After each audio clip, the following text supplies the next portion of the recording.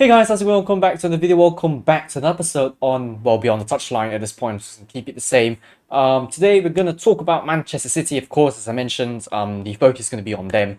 Now, obviously, as of recording at night now, this morning, Man City were knocked out of the FIFA Club World Cup. And to me, it shows multiple worrying signs moving ahead. And I think today, I just want to take the opportunity to talk about the team, talk about how I feel, maybe give you guys some statistics as well to sort of back how I feel about this club moving forward. And yeah, we'll see what happens. I think it's more of a rant today, honestly. I think it's to show how much I'm disappointed at the club, how much I think there is still so much that needs to be asked of this team. So yeah, we're going to go through whatever I can, a little bit here and there, just to give you guys an insight of how I feel about this club at this point in time, and over the years as well, how it's sort of, I'd say, it probably reached until this point.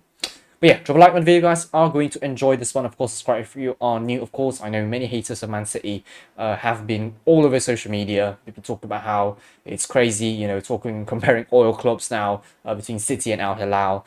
A lot of banter that's going on online, and honestly, I don't really care. All I care about is talking about the club that I love most. So yeah, let's jump right in. So, I mean, of course, you know, to kick things off, we did very well in our group stage games, right? Evidently, we had the perfect 9 points, which obviously I was amazed and I was shocked. But it showed a lot of promise, right? And I think a lot of the fans were thinking, oh, we're back against Juve when we managed to slot 5 against them. But I think there was a point, there was rather something that they didn't realize, right? We were very dominating in that game. I think arguably we were very dominating in the 3 games that we played in group stages. But I think the problem surfaced, or rather resurfaced itself again against Al Hilal. But before that, let's have a look at City, right? Against Wydad, we scored 2 goals, which I felt was okay. We had 15 shots, 6 on target, and they had 12 shots, which is honestly quite a lot, right? But they only had 2 shots on target. I think what I want you or us, you know, to look into is the shots as well as the shots on target. And that's sort of try to make a level comparison with that, right? So that's with that. As for Al Ain, we had 21 shots, 11 on target, and scored 6 goals, which obviously is great. While Al Ain had 5 shots and only 1 on target. Obviously, no goals scored. Right, and now this is when it starts to get a little bit concerning. Right, we smashed Juve, don't get me wrong. Right, we dominated them like how we dominated against Al Ain as well as Wydad. Right, we had 24 shots, 11 on target, and 5 goals. Brilliant, right? I mean, albeit 1 own goal in the mix as well. But look at Juve, they had 5 shots, 2 on target, 2 goals. Okay, that is for that. And last but not least, we've got Al Hilal, obviously, which we lost in extra time today. We had 30 shots, which is crazy amount if you ask me, right? Still arguably very dominating. We had 14 shots on target, only 3 goals. While Al Hilal had 17 shots, 6 on target, and 4 goals. Now, first of all, obviously, I think in this game that I watched, Bono is incredible, right? He's an incredible goalkeeper, and obviously, I think as what many fans have probably pointed out, how is it that he's still, why did Europe obviously let him go? He could have been a fantastic goalkeeper in many aspects, but any European side or top European team. Right, Bono was incredible in that game. He played extremely well and he was really up there, right? But the problem surfaced itself again when we played against Hilal. And I think it probably did against Juve, but it was overshadowed by the fact that we were dominating them and we scored a lot of goals, right?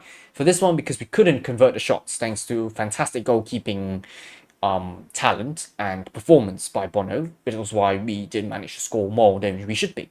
Right, whereas Al Hilal, they didn't really have many shots, but they've managed to slot 4 against us with only 6 shots on target. Very certain, right? I'm 100% certain about this, but when Hilal had 3 shots on target in that game itself, we conceded 3 goals. And it's resurfaced the problem again. I'm going to repeat this many times, but it was just a matter of ping. It was a matter of just a lift of any kind, right? We've got the players in behind our defense, and all you just need to do is try to score against Edison, which arguably is getting easier and easier and easier as the games go by, right? You've had Leonardo scoring a brace, right? You've got Malcolm scoring the 2nd goal as well against us, right? The first half that we played against Hilal was incredible, right? Don't get me wrong. I really enjoyed what we did again the first half, right? Albeit the crazy saves, but in my head I was just thinking we were doing extremely well, right? We were trying to keep Al Hilal honest, and we were doing our best to keep them on their toes and just not have them to really break the defense, right? It was great. Second half started, they score in like 50 seconds or so, and I was like, that's a great start to the half. And then when they went 2-0, I was just like, what is going on here? When we made it 2-2, I was like, okay, we could be back in this and we could possibly have a chance again. 2-2 by the end of 90 minutes, went to extra time, and, the story unfolded itself again. It's very clear to say that the defense of this team is god awful, right? For a top club, it's honestly bad. It's really hard for me to explain into words how that has worked over so many years. But my analogy on it is very, very simple, right? We've had so much crazy attacking talent, right, in the club. We've had fantastic midfielders to really help us with the midfield. To the point where every time we play against a team, right, it was honestly just more of we will not let them get past our midfield. Teams found it hard to get past our midfield. We found it easy to break other teams' defense. All right. But then this season, or rather last year, whatever you want to call it, right, the 2024 to 25 season, the reason why we struggled so much in the Premier League wasn't because we didn't score enough goals. We were conceding too many goals, and that was the result of the fact that we were not good enough defensively. That's it. Nothing else to add to that. Absolutely nothing. Right, if you're going to compare it to stats that we've had over the past couple of years, which is what I do want to show you right now, right? This was 2021. It was the first year that we won the 4 years in a row. Right, so we've won the Premier League, we scored 83 goals, right, and we conceded 32 goals, which is a very few amount, right, obviously less than a goal a game, which is why it wins you games, right. Teams, I mean, we've heard quotes before talking about how defense is going to help you win games, and in this case, it was more about attacking that obviously won us games, right. We lost 6 games, which honestly is quite a lot, I think, considerably now looking at the stands of the Premier League, and 5 draws is arguably okay. Man United, the reason why they didn't win the league because they drew too many games, for example, right? Now, if you look at here, 2021, the XG conceded that we had for ourselves as Man City was 31. Right, and us and Chelsea, right, don't get me wrong, us and Chelsea have had really got a low XG to be conceded. Right, so 31 was our XG, we've conceded 32. It's bad because we were expected to concede only, I say only, 31 goals, but we've conceded 32.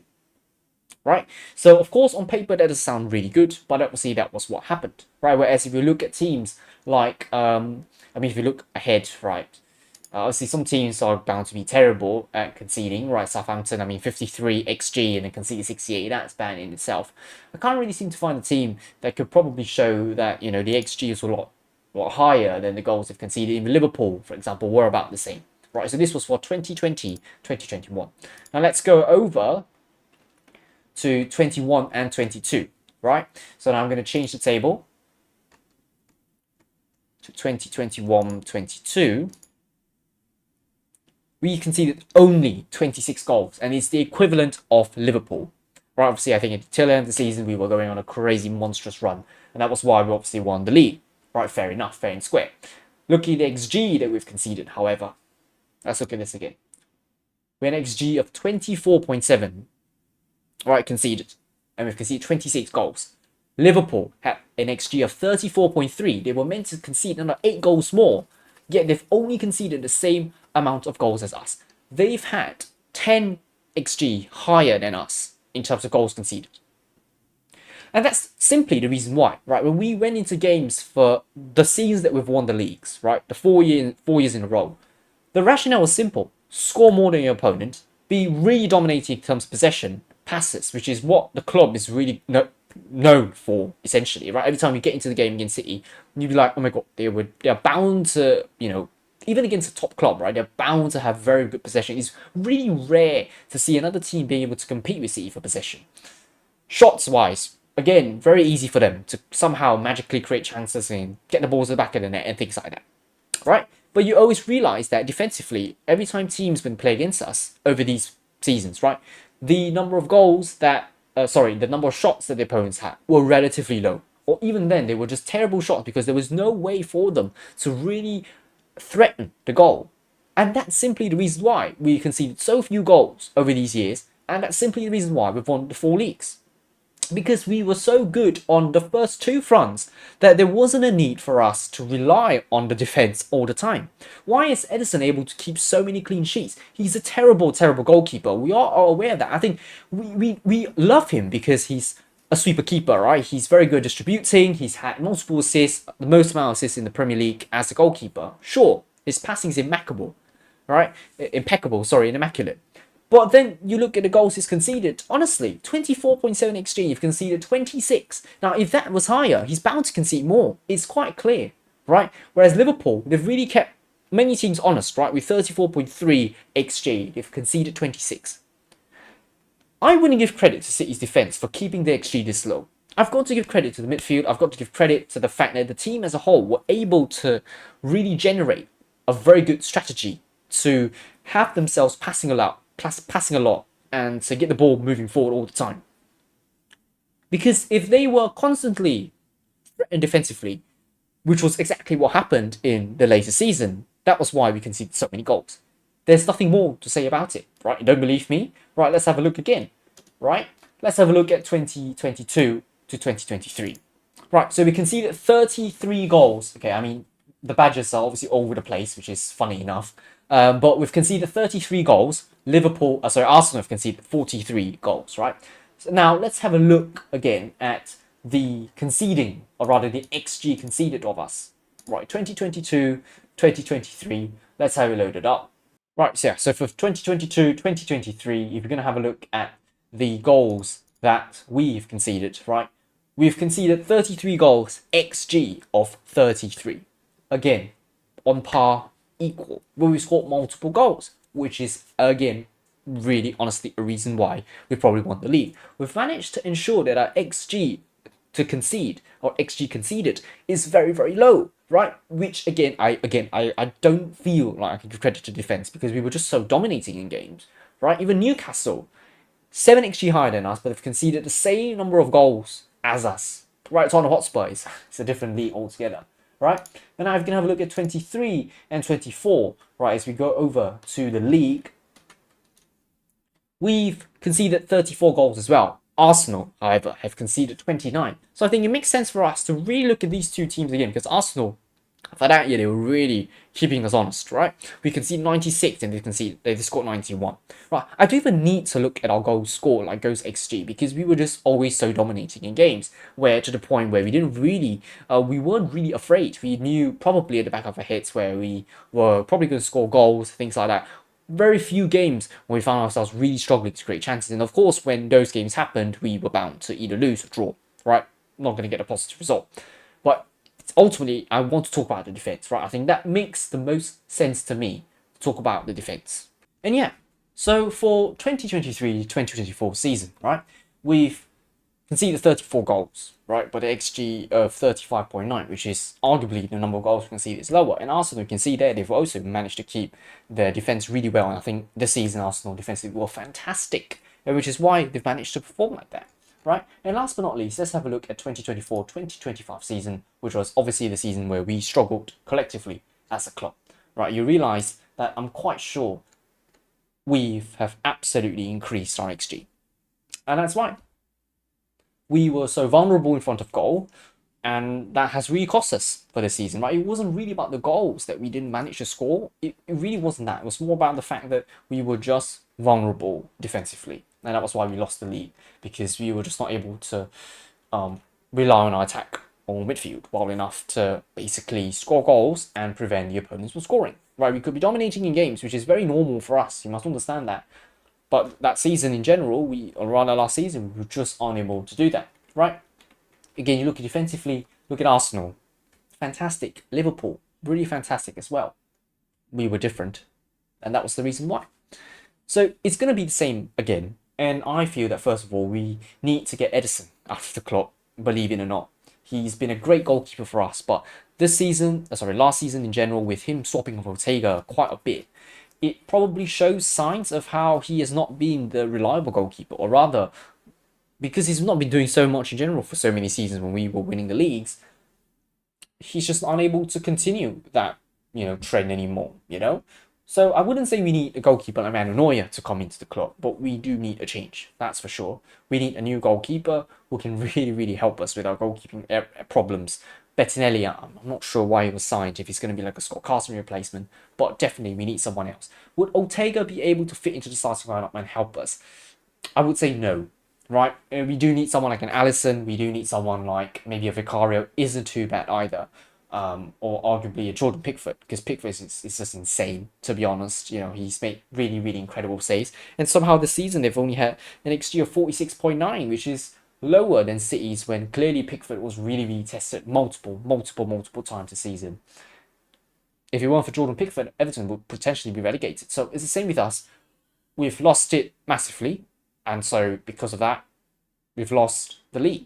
So yeah, with that being said, it's going to be an ongoing problem, obviously, at the club if we don't get things right, right? You know, we can't always rely on Rodri to help us defensively. That's just ridiculous, right? We can't rely on a single player. Football is a team sport. It is not a singular sport. Don't get me wrong. I think the performance in the Club World Cup, we've been really, really good, right? But again, when the problems show itself, that's when we just crumble, right? It's the small margins. I think Pep said this himself. Small margins have exactly cost them. Well, the things exactly that cost them massively, and I agree to that. Because defensively, we were just not able to be clinical enough. And again, 3 shots on target, 3 goals conceded. That in itself really speaks volumes of how we really need to change the goalkeeping situation. Because arguably, you can say that since Juve's first shot on target that they've had, 5 shots on target, 5 goals conceded. That's it for me, you know, to be honest, when you do need a very, very solid defence.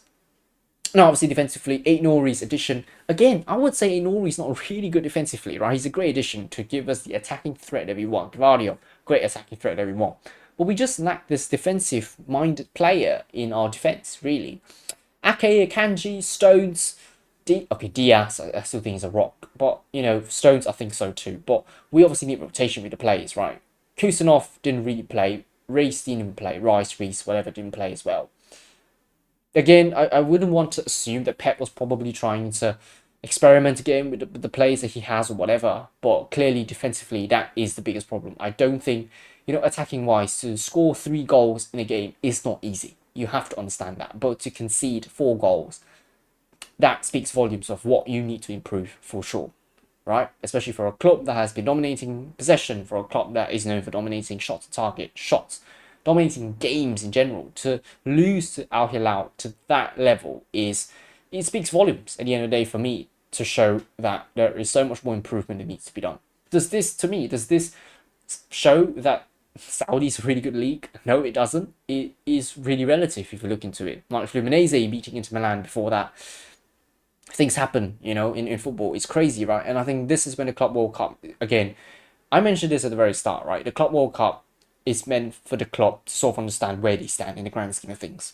This, again, has shown that the problem probably still exists. They need to solve it ASAP, right? When they hit into games like, you know, Champions League again next season rather, they've got to be clinical again. They've got to really, really get their act together. They can't just be all over the place. They've really got to sort everything out together really, really nicely to make sure that they do not get penetrated in terms of the defense. Same thing that we have to expect from them next season, right?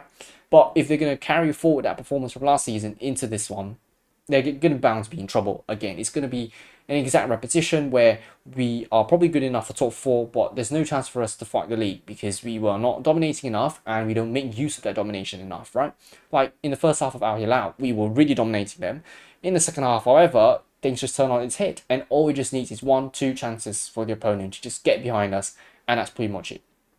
And to add on to that, we probably could have conceded a penalty if it weren't for the offside that happened in the second half as well. So all these things, they really just add up together, and to me at least, there clearly is just a problem that needs to be solved, and it's clearly not solved still, in my opinion. It's what we're walking on thin ice, threading thin ice, really, when it comes to so-called tackling the problem. So yeah, worried, of course, as I mentioned.